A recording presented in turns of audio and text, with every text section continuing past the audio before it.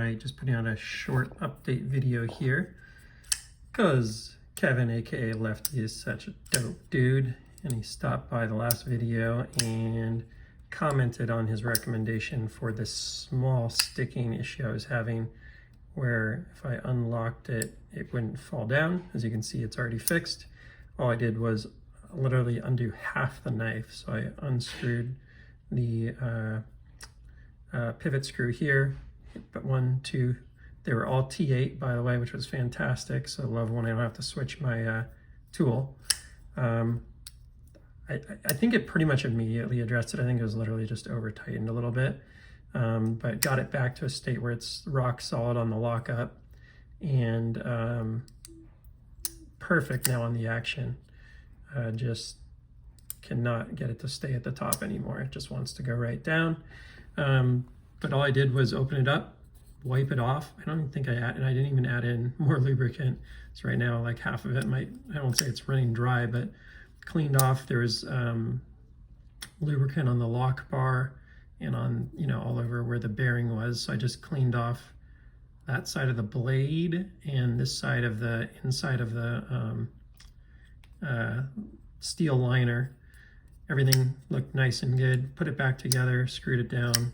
It was literally a 2-minute procedure, and now I have zero issue.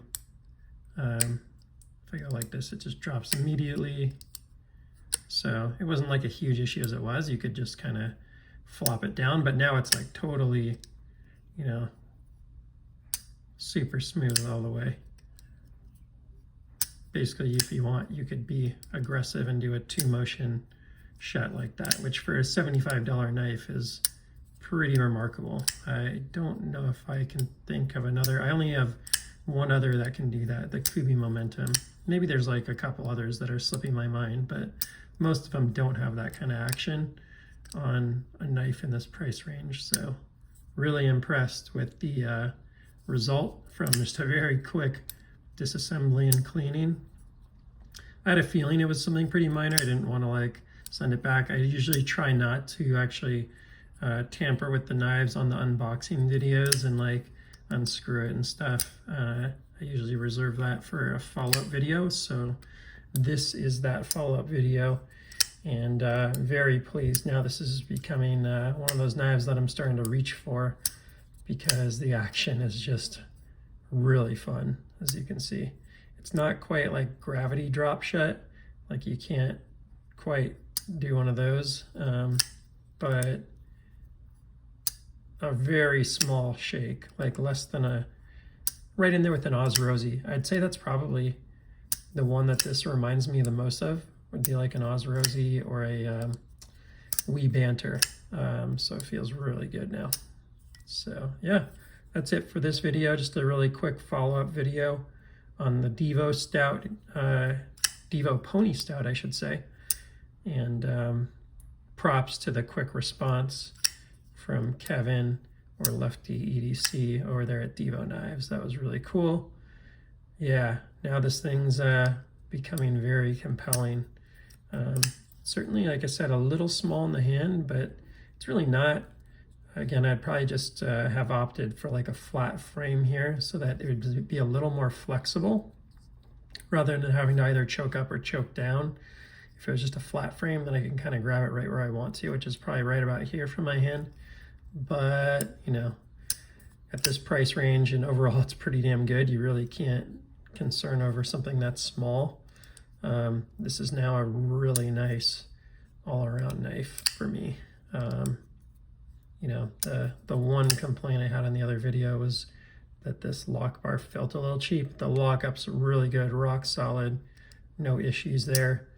And yeah, for 75 bucks, small batch, it's pretty remarkable. And it just really goes to show the priorities, I think, of Kevin and the group over there. I think there's one other guy, I forget his name off the top of my head.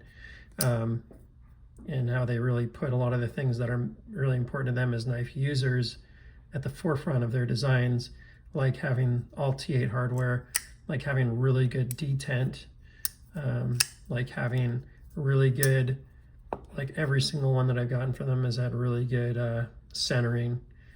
And yeah, just the overall designs of the blades and stuff. They're very thoughtful about the knives that they're making.